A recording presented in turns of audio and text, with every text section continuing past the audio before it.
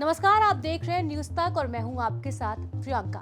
आज 13 जुलाई 2024 को 7 राज्यों की 13 सीटों पर उपचुनाव के नतीजे सबके सामने आ चुके हैं। देखिए, ज्यादातर सीटों पर इंडिया गठबंधन ने अपनी जीत हासिल करी है और आज हम अपनी इस वीडियो में आपको विस्तार से बताएंगे उन 7 राज्यों की 13 सीटों के बारे में, कौन से कैंडिडेट ने किस कैंडिडेट को कितने वोट से हराया है। ये सब हम आपको इन डेप्थ अपनी आज की इस वीडियो में बताने वाले हैं। तो चलिए फिर शुरुआत करते हैं अपनी इस वीडियो की। चलिए, सबसे पहले हम बात करते हैं बिहार की। बिहार की एक ही सीट पर आज जो है वो उपचुनाव के रिजल्ट सामने आए हैं। यहाँ से शंकर सिंह, जो कि इंडिपेंडेंट कैंडिडेट है, उन्होंने जीत हासिल करी है। शंकर सिंह ने देखिए जनता दल यूनाइटेड के कालाधार प्रसाद मंडल को हराया है और साथ ही साथ राष्ट्रीय जनता दल आरजेडी की बीमा भारती को भी इस चुनाव में हराया है। तो चलिए आपको बताते हैं शंकर सिंह जो है वो कितने वोट से जीते हैं। शंकर सिंह देखिए 68,070 वोट्स जो है वो जीते हैं और उन्होंने जनता दल यूनाइटेड के कालाधर प्रसाद मंडल को और राष्ट्रीय जनता दल की बीमा भारती को इस चुनाव में हराया है। शंकर सिंह, हमने आपको जिस तरीके से बताया कि 68,070 वोट से वो जीते हैं और यहाँ पर जो जनता दल यूनाइटेड के जो कैंडिडेट थे उन्हें टोटल वोट मिले थे 59,824 और बीमा भारती जो कि राष्ट्रीय जनता दल की कैंडिडेट थी उन्हें वोट मिले हैं 30,619। यानी आप साफ साफ यहाँ देख सकते हैं कि शंकर सिंह जीते हैं कुल 8,246 वोट से। अब बात करते हैं हिमाचल प्रदेश की। आपको बता दें कि हिमाचल प्रदेश के 3 सीटों पर उपचुनाव हुए हैं, देहरा में, हमीरपुर में और नालागढ़ में। सबसे पहले बात करते हैं देहरा की। यहाँ से कांग्रेस के कैंडिडेट कमलेश ठाकुर जीती है। तो देखिए, कमलेश ठाकुर जो है पहली बार चुनावों में इस बार वो उतरी थी चुनावी मैदान में और उन्होंने अपने नाम जीत हासिल करी है। कमलेश ठाकुर ने हराया है भारतीय जनता पार्टी के कैंडिडेट होशियार सिंह को और उसके साथ साथ इंडिपेंडेंट कैंडिडेट खड़ी हुई थी सुलेखा चौधरी, उन्हें भी हराया है।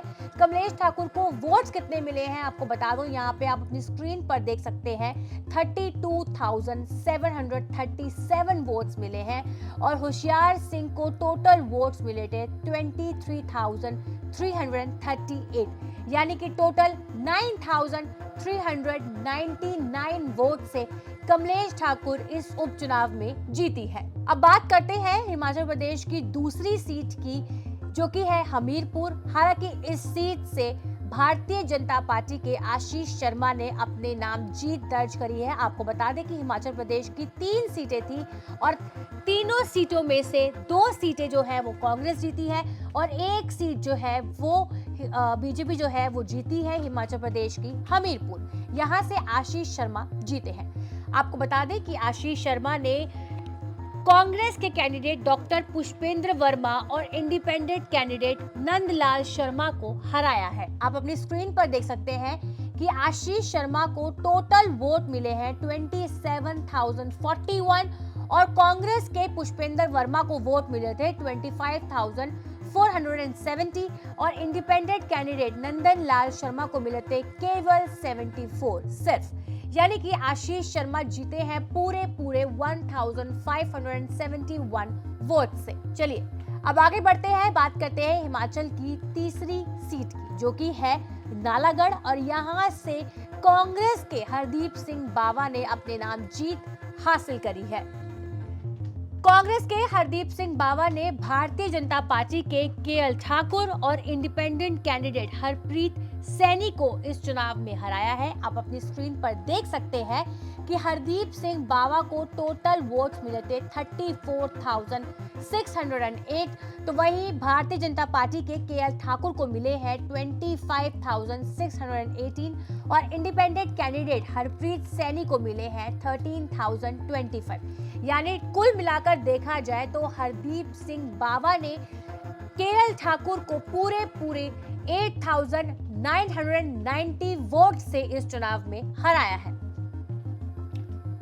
चलिए, ये तो बात हो गई हिमाचल की। अब बढ़ते हैं और बात करते हैं मध्य प्रदेश की एक सीट की और मध्य प्रदेश की एक सीट जो अमरवाड़ा है उस पर भारतीय जनता पार्टी के कमलेश प्रताप सिंह ने अपने नाम जीत हासिल करी है।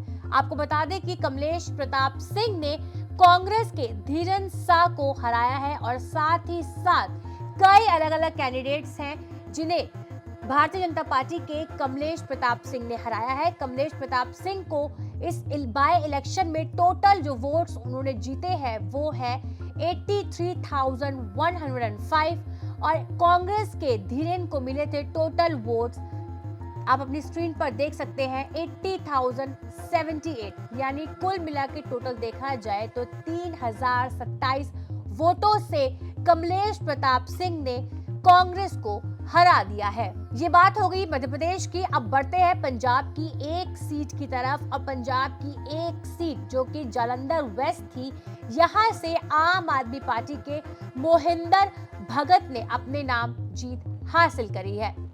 आपको बता दें कि आम आदमी पार्टी के मोहिंदर ने भारतीय जनता पार्टी के शीतल को हराया है और उसके साथ साथ कांग्रेस की सुरिंदर कौर को इस चुनाव में हराया है। तो आपको बता दें, अब बात करते हैं इनके वोट्स की। तो देखिए, मोहिंदर जी को वोट टोटल मिले थे 55,246 और वहीं भारतीय जनता पार्टी के शीतल को मिले थे 17,921।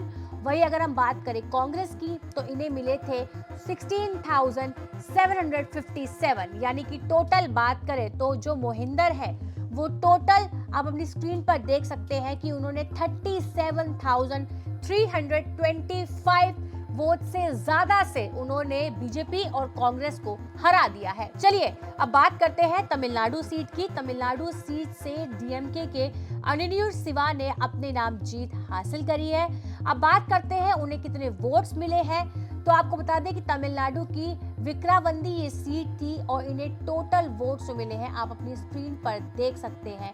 टोटल वोट्स जिस तरीके के हैं, साथ ही साथ उन्होंने जो अलग अलग कैंडिडेट्स हैं उनकी लिस्ट भी आपको इलेक्शन कमीशन की वेबसाइट पे प्रॉपर जानकारी के साथ मिल जाएगी। अब बात करते हैं डीएमके के कैंडिडेट को आखिर टोटल वोट कितने मिले हैं। तो आप अपनी स्क्रीन पर देख सकते हैं टोटल ये 1,24,053 वोट्स जो है वो इन्हें डीएमके के कैंडिडेट को मिले हैं। इसके बाद पीएमके भी थे यहाँ पे, इसके अलावा यहाँ पे एनटीके के कैंडिडेट थी। ये कैंडिडेट्स जो हैं वो हार गए हैं और डीएमके कैंडिडेट अनिरुद्ध शिवा जो है वो यहाँ पर जीत गए हैं। चलिए अब बात करते हैं उत्तराखंड की सीटों की। तो उत्तराखंड की 2 सीटों पर चुनाव हुए थे, बद्रीनाथ और उनके साथ साथ मंगलौर, और आप दोनों ही सीटों पर देख सकते हैं कि दोनों ही सीटों पर कांग्रेस ने बम्पर जीत हासिल करी है। पहले हम बात करते हैं बद्रीनाथ सीट की। बद्रीनाथ सीट से लखपत सिंह ने अपने नाम जीत हासिल करी है। चलिए अब देखते हैं कि आखिर इन्हें कितने वोट्स मिले हैं और इन्होंने किन किन कैंडिडेट्स को हराया है। तो देखिए, लखपत सिंह ने, जो कि कांग्रेस के उम्मीदवार हैं, इन्होंने बीजेपी के राजेंद्र सिंह भंडारी को हराया है और साथ ही साथ इंडिपेंडेंट कैंडिडेट नवल किशोर खली को भी इन्होंने हराया है। अब बात करते हैं कि आखिर इन्हें वोट कितने मिले हैं। तो देखिए, लखपत सिंह को वोट मिले हैं 28,161।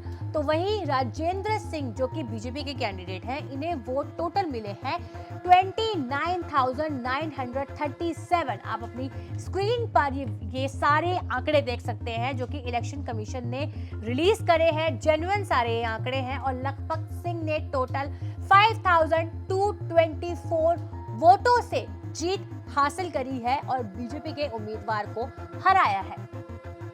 ये बात हो गई बद्रीनाथ की। अब बात हम करते हैं मंगलौर की। यहाँ ये भी उत्तराखंड की दूसरी सीट थी जिसपे उपचुनाव हुए हैं और इस सीट पर भी कांग्रेस के काजी मोहम्मद निजामुद्दीन ने अपने नाम जीत हासिल करी है।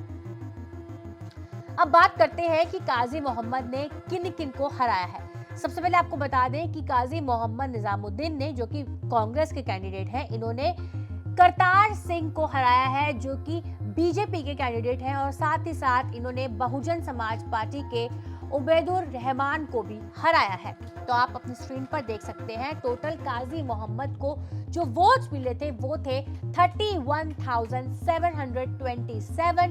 तो वहीं करतार सिंह जो कि बीजेपी के कैंडिडेट थे, इन्हें वोट मिले थे 31,305। तो वही बहुजन समाज के जो इनको वोट टोटल मिले थे 19,559। यानी कुल मिलाकर देखा जाए तो काजी मोहम्मद ने टोटल 422 वोटों से जो है वो अपनी जीत हासिल करी है। अब बढ़ते हैं और बात करते हैं वेस्ट बंगाल की चारों सीटों पर। और वेस्ट बंगाल की चारों सीट आप देख सकते हैं ऑल इंडिया तृणमूल कांग्रेस यानी कि टीएमसी ने चारों की चारों सीटें जो है वो अपने नाम दर्ज करी है। रायगंज, उसके साथ साथ यहाँ पे बगदा है, उसका देख सकते हैं यहाँ पे रानाघाट दक्षिण है और मनिकतला है। ये चारों सीटें हैं और इन चारों सीटों पर टीएमसी ने अपने नाम जीत हासिल करी है। एक एक करके हम चारों सीटों के बारे में आपको बताते हैं। सबसे पहले हम बात करते हैं वेस्ट बंगाल के रायगंज की। यहाँ से कृष्णा कल्याणी जो कि टीएमसी की उम्मीदवार है, इन्होंने अपने नाम जीत हासिल करी है। और कृष्णा कल्याणी ने, आप कैंडिडेट की फोटो के साथ साथ उनके नाम भी इलेक्शन कमीशन की वेबसाइट पे देख सकते हैं और जो हम आपको न्यूज तक पे दिखा रहे हैं।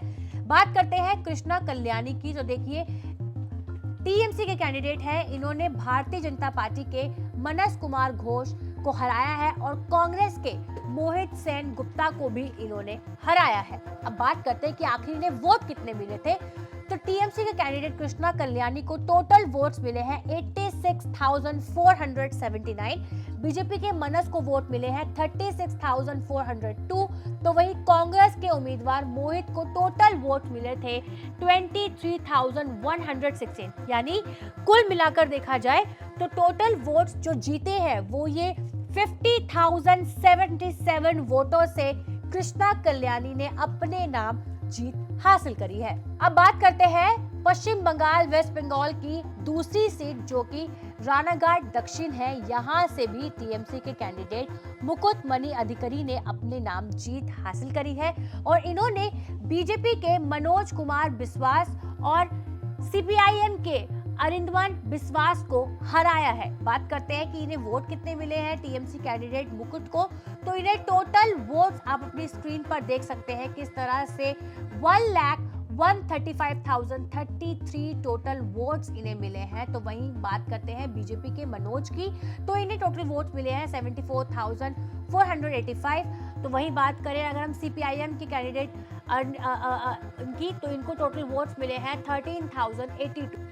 यानी कुल मिलाकर देखा जाए तो टीएमसी कैंडिडेट मुकुट ने अपने नाम, जो इन दोनों कैंडिडेट्स को हराया है, साथ साथ बाकी कैंडिडेट्स को भी हराया है, टोटल इन्होंने अपने नाम जो जीत हासिल करी है वो 39,048 वोटों से अपने नाम जीत हासिल करी है। अब बढ़ते हैं वेस्ट बंगाल की तीसरी सीट बगदा की। यहाँ से भी टीएमसी कैंडिडेट मधुपर्णा ठाकुर ने अपने नाम जीत हासिल करी है।